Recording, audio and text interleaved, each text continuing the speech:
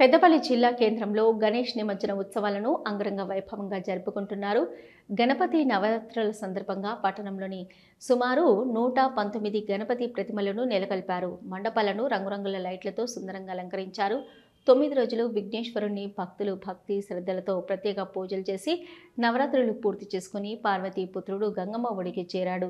గంగమ్మ చెంతకు వెళ్లనున్న గణపతికి భక్తి పాటలకు చిరుతలతో నృత్యాలు చేస్తూ శోభయాత్ర కన్నుల పండుగగా నిర్వహించారు. భక్తులు ఘనంగా వీడ్కోలు పలికారు. అనంతరం స్థానిక ఎల్లమ్మ గుండమ్మ చెరువులో నిమజ్జనం చేశారు. మున్సిపల్ శాఖ ఆధ్వర్యంలో నిమజ్జన ఏర్పాట్లు చేశారు. ఎలాంటి అవాంఛనీయ సంఘటనలు జరగకుండా పోలీసులు బందోబస్తు నిర్వహించారు. మున్సిపల్ కమిషనర్ ఆకుల వెంకటేష్, ఎమ్మెల్యే విజయ రమణారావు కొబ్బరికాయ కొట్టి నిమజ్జనం ప్రారంభించారు. విద్యుత్, వైద్య, అగ్నిమాపక, రెవెన్యూ, మున్సిపల్ సిబ్బంది పాల్గొన్నారు.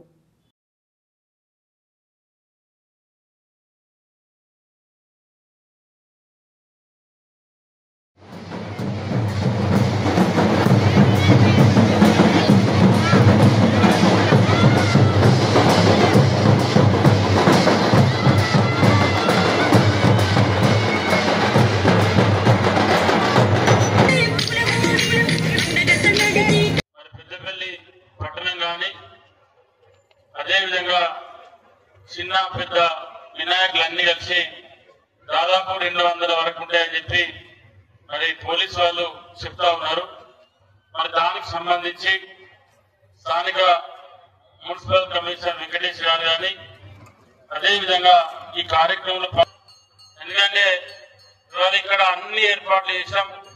మరి ఏర్పాట్లకు ఎక్కడ కూడా ఎలాంటి లోటు లేకుండా ఈసారి ఇంకా గతంలో కన్నా పెద్ద క్రేన్ కూడా మనం తెప్పించుకోవడం జరిగింది. ఎందుకంటే ఎక్కడ కూడా ఎలాంటి ఇబ్బంది జరగకుండా మరి అన్ని లైటింగ్ విషయంలో కానీ మరి ఇక్కడికి వచ్చేటువంటి భక్తులకు తాగునీటి సమస్య లేకుండా వాళ్ళకి ఎక్కడ కూడా ఎలాంటి ప్రాబ్లం రాకుండా మరి ఎప్పటికప్పుడు చూసుకునే విధంగా దాదాపు 100 మంది పైన మరి మున్సిపల్ సిబ్బంది ఉన్నారు. వారితో పాటు ఏసీపీ గారు దాదాపు 2 మరి ఎవరు కూడా ఎవరికైతే ఎట్లా టైం ఇచ్చిందో ఆ టైం ప్రకారంగానే నిమజ్జనం చేసుకుంటే మరి ఎవరికి ఎలాంటి ఇబ్బంది లేకుండా ఉంటాయన్నటువంటి విషయాన్ని మరి ప్రజలందరూ కూడా భక్తులందరూ కూడా